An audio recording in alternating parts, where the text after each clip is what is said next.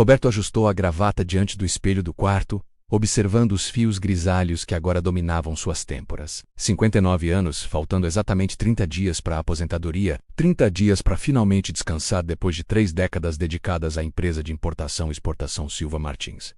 Você realmente precisa ir desta vez? A voz de Márcia soou do banheiro, casual, enquanto aplicava creme hidratante no rosto. Roberto olhou para a esposa através do reflexo. 55 anos, cabelos castanhos, com mechas loiras recém-feitas, pele cuidada, 28 anos de casamento. 2 filhas já adultas, uma neta a caminho.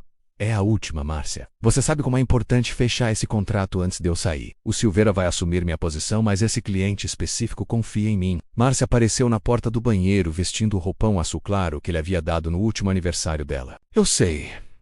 É só que... Ela hesitou. Desviando o olhar, vou sentir sua falta. 3 dias parecem uma eternidade depois de todos esses anos. Roberto sorriu, aproximando-se para beijá-la na testa. São sempre 3 dias, meu amor, como todas as outras vezes. Volta na sexta-noite, como sempre. Ele não percebeu a tensão nos ombros dela, nem o modo como ela evitou seu olhar por um segundo a mais do que seria natural. O aeroporto de Guarulhos fervilhava com a agitação típica de uma terça-feira pela manhã. Roberto caminhou pelo terminal com a familiaridade de quem fizera aquele percurso dezenas de vezes, 3 vezes por ano durante os últimos 15 anos. A mesma rota para Porto Alegre, as mesmas reuniões, os mesmos hotéis. Enquanto aguardava no lounge executivo, ligou para casa. Já tô no portão de embarque, disse quando Márcia atendeu. Boa viagem, querido. Toma cuidado. Sempre tomo. Como está o trabalho? Márcia trabalhava como gerente administrativa em uma empresa de consultoria empresarial há 8 anos. O chefe dela, Henrique Tavares, era filho dos donos e assumira a direção geral da filial paulista havia 6 anos. Tranquilo, Henrique, tá em cima com essa auditoria trimestral, mas nada que eu não consiga resolver. Você sempre resolve tudo, Roberto disse com orgulho genuíno. Te amo, também te amo. Até sexta. A chamada encerrou. Roberto guardou o celular, sem saber que aquelas palavras representavam uma mentira tecida ao longo de 5 anos. A terça-feira transcorreu conforme o planejado. Reuniões produtivas, jantar com o cliente, retorno ao hotel. Na quarta-feira, mais negociações, ajustes do contrato, apertos de mão. Tudo caminhava para o fechamento perfeito. Na quinta-feira à tarde, enquanto Roberto revisava os documentos finais no escritório do cliente, seu celular vibrou. Uma notificação da companhia aérea. Voo lá 4582 cancelado, devido a problemas técnicos. Remarcação automática para sábado. Tenei Tours e Roberto sentiu o estômago apertar. Ligou imediatamente para a empresa. Senhor Almeida, infelizmente não temos outros voos disponíveis para hoje ou amanhã, explicou a atendente. Sexta-feira está completamente lotada devido a um congresso médico em São Paulo. Preciso voltar. É urgente. O senhor pode tentar a lista de espera, mas sinceramente, as chances são mínimas. Roberto encerrou a ligação e imediatamente discou para Márcia. A chamada caiu na caixa postal. Tentou novamente. Mesmo resultado. Enviou uma mensagem: voo cancelado. Vou tentar voltar de qualquer jeito. Te aviso. Ele não esperou resposta. Nos próximos 40 minutos, Roberto percorreu o aeroporto como um homem possuído, verificando balcões de todas as companhias aéreas. Finalmente, conseguiu um assento em um voo que decolaria à meia-noite, com conexão em Florianópolis. Chegaria em São Paulo às 5 da manhã de sexta-feira. Enviou outra mensagem para Márcia. Consegui voo. Chego às 5 horas, não precisa me buscar, vou de táxi. BG, se a mensagem foi entregue, mas não lida. O táxi deslizou pelas ruas vazias de São Paulo, sob o céu ainda escuro da madrugada. Roberto observava a cidade pela janela, ansioso para chegar em casa, tomar um banho e dormir algumas horas antes de ir ao escritório. Eram 5h20 quando o carro parou em frente ao condomínio. Roberto pagou a corrida, pegou sua mala e atravessou o portão após acenar para o porteiro noturno, que dormitava em sua guarita. A casa de 2 andares estava imersa na penumbra. Roberto inseriu a chave na fechadura com cuidado, não querendo acordar Márcia. O hall de entrada o recebeu com o silêncio familiar. Ele deixou a mala ao pé da escada e caminhou em direção à cozinha, pensando em beber um copo d'água antes de subir. Foi então que ouviu um riso abafado vindo do andar de cima. Feminino. O riso de Márcia. Roberto congelou, o copo ainda na mão. Outro som. Uma voz masculina, baixa e indistinta. Seu coração começou a bater mais rápido. Havia alguém em sua casa. Um ladrão? Mas Márcia estava rindo. Não fazia sentido. Ele colocou o copo sobre a bancada com cuidado excessivo e caminhou em direção às escadas. Cada degrau parecia amplificar o silêncio. Subiu devagar, muito devagar, pisando nas laterais para evitar os rangidos conhecidos. A porta do quarto estava entreaberta. Uma réstia de luz vazava para o corredor. Roberto aproximou-se, a respiração presa na garganta. Através da fresta ele viu. Sua esposa estava deitada na cama deles, no braço de um homem. Henrique Tavares. O mundo de Roberto desmoronou em silêncio. Ele ficou ali paralisado, incapaz de processar a imagem diante de seus olhos. Márcia usava uma camisola de seda que ele nunca tinha visto. Henrique, sem camisa, acariciava os cabelos dela enquanto conversavam em sussurros e risos baixos. Ainda não acredito que temos a noite toda. Márcia murmurou, a voz carregada de uma intimidade que cortou Roberto como vidro. A madrugada toda Henrique corrigiu, beijando-lhe a testa. Ele só volta amanhã à noite. Sexta-noite ela confirmou, virando-se para beijá-lo. Roberto recuou. Seus pés encontraram o corredor, depois as escadas. Ele desceu como um autômato, pegou a mala e saiu da casa com o mesmo cuidado silencioso com que havia entrado. O porteiro ainda dormia. Roberto atravessou o portão e caminhou pela rua deserta, sem destino, sem pensamento, apenas colocando um pé na frente do outro. 2 quadras depois ele parou sob um poste de luz, apoiou-se contra o metal frio e deixou as lágrimas virem. Roberto Redstruzi, em um hotel próximo ao aeroporto. No quarto anônimo ele sentou-se na cama e finalmente permitiu que a realidade o atingisse com força total. 28 anos. 28 anos de casamento. 2 filhas. Uma vida construída juntos. E Henrique Tavares, o chefe dela, 42 anos, casado, 2 filhos pequenos. Roberto abriu o laptop com mãos trêmulas, começou a fazer cálculos mentais, as viagens, 3 vezes por ano, sempre terça a sexta. Sempre as mesmas datas estabelecidas no início de cada ano, para coordenar com a disponibilidade do cliente. Márcia sabia as datas de suas viagens com meses de antecedência. Ele acessou seu e-mail e começou a revisar. 5 anos de viagens, 15 viagens no total. E em sua mente, fragmentos de conversas, detalhes que na época pareceram insignificantes, começaram a se encaixar. 5 anos atrás, Henrique assumira a direção geral. 5 anos atrás, Márcia começara a fazer mais horas extras. Henrique precisa que eu fique, ela dizia. É muita coisa para organizar.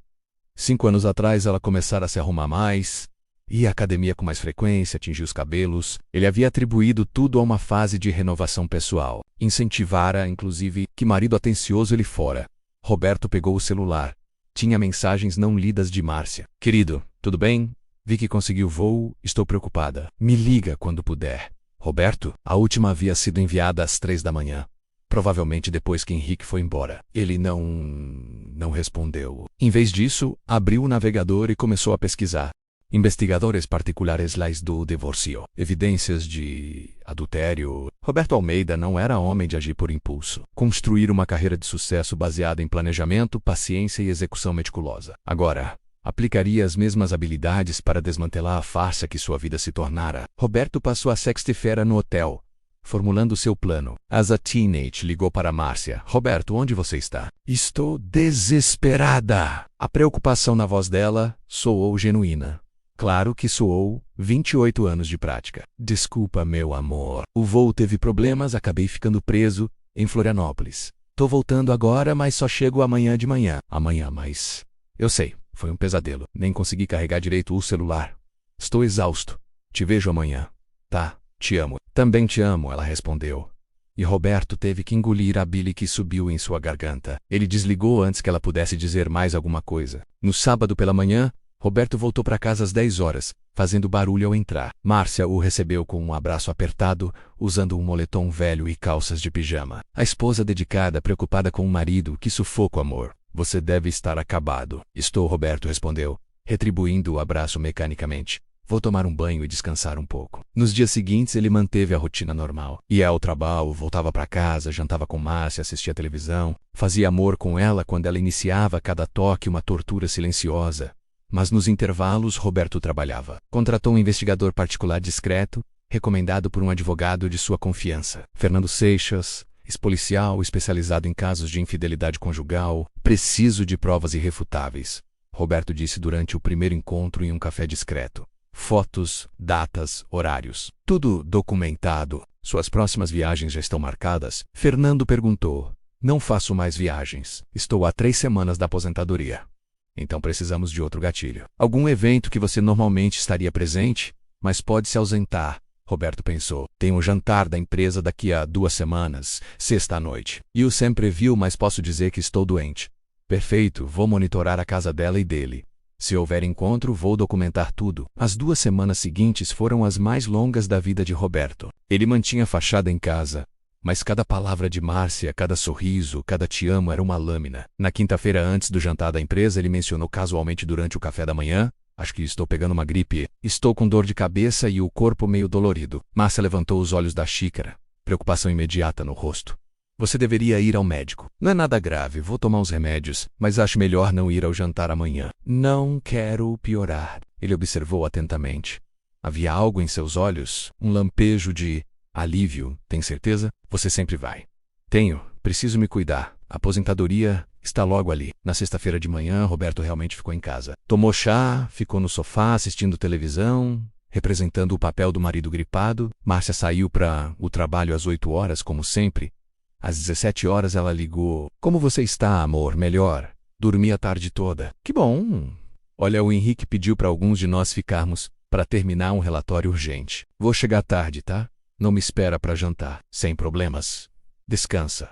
Roberto desligou e imediatamente ligou para Fernando. Ela acabou de me ligar dizendo que vai trabalhar até tarde. Estou em posição.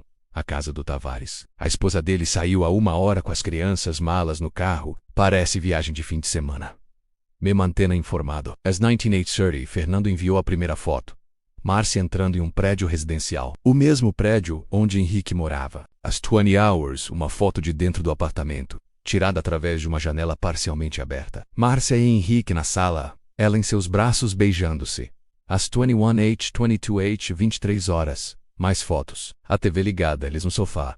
Henrique abrindo uma garrafa de vinho. Os dois rindo. Às 08:15. Uma foto, as luzes apagadas, mais as silhuetas visíveis através das cortinas finas. Roberto olhou para cada imagem com uma calma gélida que o surpreendeu. Não chorou.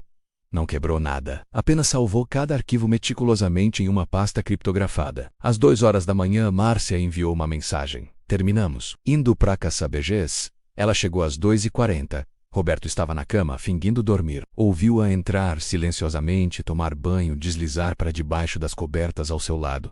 Ela cheirava a sabonete diferente. O sabonete de Henrique. Nos dias seguintes, Fernando continuou o trabalho. Verificou hotéis nas proximidades de ambas as casas. Encontrou registros, não no nome deles, mas pagamentos em cartão corporativo da empresa de Márcia em datas específicas. Roberto cruzou as datas com suas viagens anteriores. Cada uma de suas ausências nos últimos 5 anos correspondia a um pagamento em hotel ou a movimentações suspeitas. Fernando também investigou mais profundamente. Descobriu mensagens de texto recuperadas através de backups em nuvem que Márcia não sabia que existiam. Conversas íntimas, planejamentos, declarações de amor. Uma mensagem particular de 3 anos atrás congelou o sangue de Roberto. Henrique, não aguento mais ter que dividir você. Quero você só pra mim. Márcia, você sabe que não posso.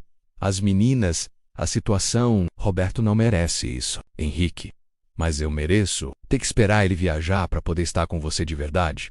Márcia, logo menos ele se aposenta. Vai viajar menos. A gente vai ter que ser mais cuidadoso. Henrique, ou você poderia finalmente contar pra ele e a gente ficar junto de verdade. Márcia, não posso. Não agora. Ele não sobreviveria. A ironia era cruel. Ela estava certa. O Roberto de 3 meses atrás, o homem que ainda vivia na ilusão de um casamento feliz, realmente não teria sobrevivido. Mas este Roberto, o homem que tinha visto sua esposa nos braços de outro, que havia passado semanas coletando evidências da traição, era diferente. Este Roberto era um estranho até para si mesmo. Roberto precisava de mais uma peça. Contratou um contador forense para examinar as finanças da empresa onde Márcia trabalhava. Preciso saber se há irregularidades, uso indevido de recursos corporativos, qualquer coisa que possa estar relacionada a um caso extraconjugal entre a gerente administrativa e o diretor-geral. O contador, um homem meticuloso chamado Paulo Mendes, levou 1 semana. Quando voltou, trazia um relatório de 40 páginas. Senhor Almeida, encontrei diversas irregularidades. Pagamentos em hotéis classificados como despesas de reuniões que nunca aconteceram. Jantares caros lançados como eventos corporativos sem registro de participantes. Presentes comprados com cartão da empresa. Isso é suficiente para caracterizar desvio? Sam DeVito, estamos falando de aproximadamente R$120 mil ao longo de 5 anos. Não é uma quantia astronômica, mas é clara a má utilização de recursos corporativos para fins pessoais. E a responsabilidade? As autorizações foram feitas pelo diretor-geral Henrique Tavares, mas os lançamentos e processamentos foram executados pela gerente administrativa Márcia Almeida. Ambos são culpados. Roberto sorriu pela primeira vez em semanas. Não era um sorriso feliz. Perfeito. Prepare um relatório separado. mais direto. Algo que eu possa apresentar para a família Tavares. O dia da aposentadoria de Roberto chegou numa terça-feira ensolarada de junho. A empresa organizou uma festa modesta no escritório. Discursos foram feitos, um relógio de ouro foi presenteado, colegas apertaram sua mão e desejaram felicidades. Márcia estava lá, radiante em um vestido azul marinho, ao lado do marido como a esposa dedicada de sempre. Ela segurou sua mão durante os discursos, sorriu para as fotos, aceitou os cumprimentos dos colegas dele. "Tu tá orgulhosa de você?" Ela sussurrou em seu ouvido quando tiraram uma foto juntos. Roberto olhou para ela. Realmente olhou. E viu uma mulher que ele pensava conhecer, mas que era um mistério completo. "Obrigado por estar sempre ao meu lado", ele respondeu. E não era completamente mentira. Ela estivera ao seu lado. Apenas não da forma que ele imaginara. Naquela noite, em casa, eles jantaram a refeição favorita dele que Márcia preparara. Tomaram vinho. Conversaram sobre planos para a aposentadoria. Viagens que fariam juntos agora que ele teria tempo. "Podemos ir para a Europa", Márcia sugeriu, os olhos brilhando. "Sempre sonhamos com aquela viagem." "Seria maravilhoso", Roberto concordou. Nenhum deles mencionou que tais planos eram fantasias, que em menos de uma semana nada daquilo existiria mais. Roberto agendou uma reunião com Armando Tavares, patriarca da família e fundador da empresa onde Márcia trabalhava, para a quinta-feira seguinte. Usou seus contatos corporativos para conseguir o encontro, dizendo que tinha uma proposta de consultoria para apresentar. Armando o recebeu em seu escritório particular, um homem de 70 e poucos anos, cabelos brancos, postura ainda imponente. "Roberto Almeida, ouvi falar muito de você. Que honra recebê-lo." "A honra é minha, Sr. Tavares. Mas devo confessar que não vim falar de consultoria. Vim trazer informações que acredito serem de seu interesse sobre a gestão da filial paulista." Roberto abriu sua pasta e começou a apresentar. Documentos financeiros, fotos, registros de hotel, tudo organizado cronologicamente, clinicamente e refutavelmente. Armando Tavares empalideceu gradualmente conforme examinava o material. "Meu filho", ele murmurou. "Meu filho e sua." "Minha esposa", Roberto completou, a voz firme. "Por 5 anos." "Sr. Almeida, eu não sei o que dizer." "Não precisa dizer nada. Apenas achei que o senhor deveria saber que recursos da sua empresa estão sendo desviados para sustentar um caso extraconjugal. E que seu filho, casado, pai de 2 filhos, está colocando a reputação da empresa em risco. O que o senhor quer?" "Nada. Apenas achei que a verdade deveria vir à tona. O que o senhor fizer com essa informação é decisão sua." Roberto se levantou, deixando todas as cópias sobre a mesa. "Sinto muito por trazer essas notícias, Sr. Tavares. Realmente sinto." Ele saiu do escritório sem olhar para trás. Na sexta-feira de manhã, enquanto Márcia se preparava para ir trabalhar, o telefone dela tocou. Era Henrique. Roberto podia ver o nome na tela. Ela atendeu no banheiro, a porta semi-fechada. "Alô, Henrique, o que?" "Não, não pode ser." "Quando? Hoje?" "Mas..." Silêncio enquanto ela ouvia. Roberto do quarto podia ouvir a respiração acelerada dela. "Entendo. Sim. Sim, eu vou." Ela desligou e ficou parada no banheiro por um longo momento. Quando saiu, estava pálida. "Roberto, preciso ir mais cedo hoje. Problema no trabalho." "Tudo bem? Sim, não sei, te ligo depois." Ela saiu apressada, esquecendo-se até de se despedir adequadamente. Roberto sabia o que estava acontecendo. Armando Tavares havia convocado uma reunião de emergência. Henrique e Márcia seriam confrontados juntos. Às 11 horas da manhã, seu telefone tocou. Márcia, Roberto menos a voz dela estava quebrada, desesperada. "Precisa vir aqui, por favor. Eu posso explicar?" "Por favor, explicar o que, Márcia? Você sabia? O tempo todo sabia o suficiente. Por favor, venha aqui, não assim. A gente precisa conversar." "Não há nada para conversar." "Vocês foram demitidos, Roberto." "Foram demitidos, Márcia?" Um soluço. "Sim." "Bom." Ele desligou. Márcia chegou em casa às 14 horas. Roberto estava na sala, sentado na poltrona que fora de seu pai, olhando pela janela. Ela parou na porta da sala, o rosto inchado de tanto chorar. "Quanto tempo você sabe?" Sua voz era um sussurro rouco. "Vi vocês juntos na cama. Quando meu voo foi cancelado há 3 semanas." Márcia cambalhou como se tivesse sido fisicamente atingida. Agarrou-se ao batente da porta. 3 semanas? Você ficou aqui comigo fingindo por 3 semanas? Não mais do que você fingiu por 5 anos. Não foi. Não é o que você pensa." Roberto finalmente olhou para ela, e o que Márcia viu em seus olhos a fez recuar um passo. Não havia raiva, não havia dor. Havia nada, um vazio completo. "Então me explica, Márcia. Me explica o que era Me explica as 15 vezes que você dormiu com ele enquanto eu estava em viagem de trabalho. Me explica os R$ 120 mil de recursos da empresa usados em hotéis e jantares românticos. Me explica as mensagens dizendo que você o amava. Por favor, me explica. Começou sem querer. Estava me sentindo sozinha, você viajava tanto. Não, Roberto levantou-se, a voz cortante pela primeira vez. Não coloca isso em mim. Eu trabalhava para dar a vida que você queria. Trabalhava para nossa família. E nas poucas vezes que me ausentava, 3 míseros dias, 3 vezes por ano, você estava com ele. Eu ainda te amo. Mentira, Roberto caminhou até ela, parando a poucos centímetros. Você ama a segurança que eu represento. Ama a casa, a estabilidade, a respeitabilidade. Mas não me ama. Talvez nunca tenha amado. Isso não é verdade. Eu amo você, Roberto. Eu cometi um erro terrível, mas eu amo você. E ele, Rick, foi embora com você? Márcia desviou o olhar. E Roberto teve sua resposta. Ele te abandonou, não foi? Quando as coisas ficaram sérias, quando teve que escolher entre você e sua família, sua posição na empresa, Rick te deixou. Ele tá confuso com tudo o que aconteceu. Roberto riu, um som amargo e vazio. Ele te usou, Márcia, por 5 anos em Voca Daksu. Traiu nosso casamento, nossa família, tudo que construímos, por um homem que não te quis, quando realmente importou. Naquela noite, Roberto reuniu as filhas na casa. Amanda, de 26 anos, grávida de 7 meses, e Carolina, de 23, recém-formada em arquitetura. Ele contou tudo, mostrou as evidências. Viu a incredulidade virar horror. O horror virar raiva. Amanda coro, as mãos protetoras sobre a barriga. Mãe, como você pôde fazer isso com o pai? Márcia tentou se aproximar, mas Amanda recuou. Não encosta em mim. Não agora. Carolina estava em choque, balançando a cabeça repetidamente. 5 anos. Durante 5 anos você mentiu para todos nós. Cada jantar em família, cada Natal, cada aniversário, tudo era mentira. Não era mentira, Márcia implorou. Meu amor por vocês nunca foi mentira. Por favor, entendam. As coisas são complicadas. Relacionamentos são complicados. Relacionamentos são complicados. Amanda repetiu, a voz gélida. Mas traição é bem simples. É uma escolha... Voca escorru. Repetidamente. Roberto observou em silêncio. Não precisava dizer nada. A verdade falava por si. As filhas saíram naquela noite. Amanda foi para a casa do marido. Carolina voltou para seu apartamento. Ambas se despediram de Roberto com abraços longos e apertados.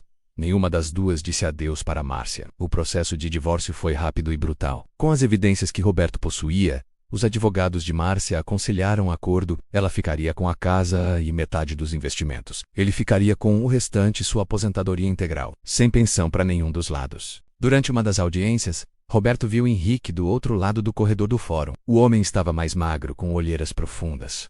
Seus olhos se encontraram por um momento. Henrique desviou primeiro. Roberto soube depois, através de Amanda, que Henrique continuava casado. Havia feito terapia de casal com a esposa. Estavam tentando reconstruir. Márcia havia perdido tudo. O emprego, o amante, a família. 3 meses após o confronto, Roberto foi visitar Amanda no novo apartamento que ela e o marido haviam comprado. Sua neta tinha nascido há 2 semanas. Uma menina, Helena. Ele segurou a pequena vida nos braços e sentiu algo se mover em seu peito. Não era felicidade, não exatamente, mas era algo. Como está a mãe? Amanda perguntou hesitantemente. Não sei, não falamos. Carol foi visitar. Semana passada disse que ela está mal. Roberto não respondeu. Apenas continuou olhando para a neta. Pai, eu sei que o que ela fez foi imperdoável. Mas ela ainda é minha mãe. E estou dividida. Amo você, tô do seu lado. Mas também a ama, Roberto completou. Eu sei, filha. E tá tudo bem. Você não precisa escolher, mas parece que é preciso. Sempre parece que preciso. Roberto estava em um café quando a viu. Márcia entrou acompanhada de uma amiga mais magra do que ele lembrava, o cabelo mais curto, sem as mechas loiras, roupas simples, sem maquiagem elaborada. Ela o viu também. Congelou por um momento. A amiga disse algo, mas Márcia não respondeu. Apenas continuou olhando para ele. Roberto acenou brevemente, um gesto educado e distante. Ela retribuiu da mesma forma. Depois, desviou o olhar e foi para uma mesa do outro lado do café. Ele terminou seu café lentamente, tentando não olhar na direção dela. Mais uma vez, quando levantou os olhos, a encontrou observando-o. Havia algo em seu rosto. Arrependimento, saudade, perta. Roberto pagou a conta e saiu sem olhar para trás.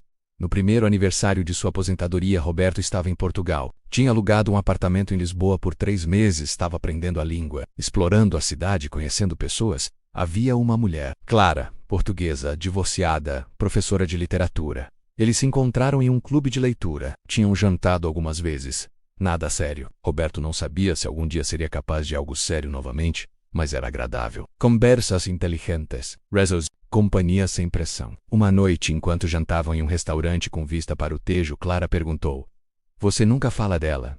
Sua ex-esposa. Não há muito o que falar. Você a amava?" "Amava. Ou amava a ideia dela, não sei mais. E agora? Ainda dói?" Roberto pensou na pergunta. Realmente pensou. Não mais da forma que doía. Agora é mais como você sabe que tá lá, mas não dói a menos que você pressione. E você pressiona menos a cada dia. Amanda teve seu segundo filho. Um menino desta vez, Pedro. Na maternidade, toda a família estava presente. Roberto, Carolina e seu namorado novo, os pais do marido de Amanda, e Márcia, mantendo distância respeitosa do ex-marido. Eles trocaram olhares durante a visita, sorrisos corteses, conversas superficiais. "Como Volca é?" Ela perguntou quando ficaram sozinhos por um momento no corredor enquanto os outros visitavam Amanda. "Bem, morando em Portugal atualmente. Ouvi falar. As meninas me contaram. Parece maravilhoso." Silêncio desconfortável. Roberto: "Não, Márcia. Não hoje. Hoje é sobre Amanda e o bebê." Ela sentiu, olhos brilhando com lágrimas não derramadas. "Você tá certo. Desculpa." Mais tarde, observando a filha com o recém-nascido nos braços, o marido ao lado, tidus radiantes, Roberto sentiu uma paz estranha. Sua vida não era o que ele havia planejado, não era o que havia sonhado, mas era sua. Honesta, real, e isso descobriu era suficiente. Roberto estava de volta ao Brasil para o 5º aniversário de Helena. A festa era no jardim da casa nova que Amanda e o marido haviam comprado. Ele chegou cedo para ajudar com os preparativos. Carolina estava lá com o noivo, mostrou orgulhosa o anel de noivado. O casamento seria em setembro. "Você vai convidá-la?" Roberto perguntou, sabendo que não precisava especificar quem. "Sim, ela é minha mãe, mas entendo se você não quiser vir se ela estiver lá." "Eu vou, Carol, prometo. Já passou tempo suficiente." Durante a festa, as crianças corriam pelo jardim. Helena soprou as velhinhas. Todos cantaram parabéns. Roberto tirou centenas de fotos. Márcia chegou quando a festa estava no auge, sozinha. Mais velha, mas de certa forma mais serena. Ela cumprimentou todos educadamente, abraçou as filhas, entregou o presente para Helena. Quando seus olhos encontraram os de Roberto, ela acenou. Ele acenou de volta. Não conversaram. Não precisaram. Mas quando a festa terminou e todos começaram a se despedir, eles se encontraram perto do portão por acaso. "Roberto", ela disse suavemente. "Márcia, você parece bem." "Feliz, estou chegando lá." "E você?" "Sobrevivendo, um dia de cada vez. É tudo o que podemos fazer." Ela olhou para ele por um longo momento. "Eu sinto muito. Sei que já disse isso. Sei que não muda nada. Mas preciso que você saiba que sinto muito. Não pelo que perdi, mas pela dor que causei. Você não merecia." Roberto respirou fundo. Não merecia. Mas aprendi que a vida não se trata do que merecemos. Se trata do que fazemos com o que nos é dado. E o que você fez? Recomecei. Aprendi a confiar novamente. Aprendi que o fim de algo não é o fim de tudo. Márcia sorriu. Um sorriso triste, mas genuíno. "Fico feliz. Sinceramente, eu também fico feliz que você esteja encontrando seu caminho." Eles se olharam por mais um momento. Duas pessoas que um dia compartilharam uma vida, agora apenas conhecidos ligados por filhas e netos em comum. "Adeus, Márcia. Adeus, Roberto." Ele se virou e caminhou em direção ao carro. Não olhou para trás. 7 anos após aquela madrugada de voo cancelado, Roberto estava sentado em um café em Porto, em Portugal, onde agora morava permanentemente com Clara, com quem se casara havia 3 anos. Seu telefone tocou. "Amanda, pai, tenho novidades. Você vai ser avô novamente." "Que maravilha, filha. Tô tão feliz." "E a Carol também está grávida. Ela ia te ligar, mas eu pedi para contar junto." Roberto sentiu os olhos marejarem. 2 netas a caminho. Não poderia pedir mais. "Você vai vir pros nascimentos, né? Não perderia por nada." Quando desligou, Clara o observava com um sorriso. "Boas notícias. As melhores." Ela pegou a mão dele sobre a mesa. "Você reconstruiu uma vida bonita, Roberto." "Nós reconstruímos", ele corrigiu. "Juntos." Naquela noite, antes do dormir, Roberto pensou em tudo o que havia acontecido. A traição, a dor, a raiva, a reconstrução. Pensou em Márcia, sozinha em São Paulo, visitando as filhas nas datas permitidas, sendo avó à distância. Henrique ainda casado, evitando olhar para o próprio reflexo no espelho. E pensou em si mesmo. 70 anos agora. Uma nova esposa, uma nova vida. Netos. a caminho. Não era a vida que havia planejado quando jovem, mas era a vida que havia escolhido após o desastre. E nessa escolha, nessa reconstrução consciente e deliberada sobre os destroços do que fora, Ri havia encontrado algo que pensou ter perdido para sempre. Paz. Não a paz da inocência. Essa estava perdida irrevogavelmente naquela madrugada quando voltou de um voo cancelado. Mas a paz da sabedoria, a paz de quem conhece o pior da natureza humana e ainda escolhe acreditar no melhor. A paz de quem foi traído e ainda aprende a confiar. A paz de quem teve seu mundo destruído e construiu outro sobre suas ruínas. Era uma paz conquistada, não dada, e por isso mesmo era mais valiosa. Roberto fechou os olhos e dormiu sem pesadelos. Finalmente, após anos, dormiu em paz.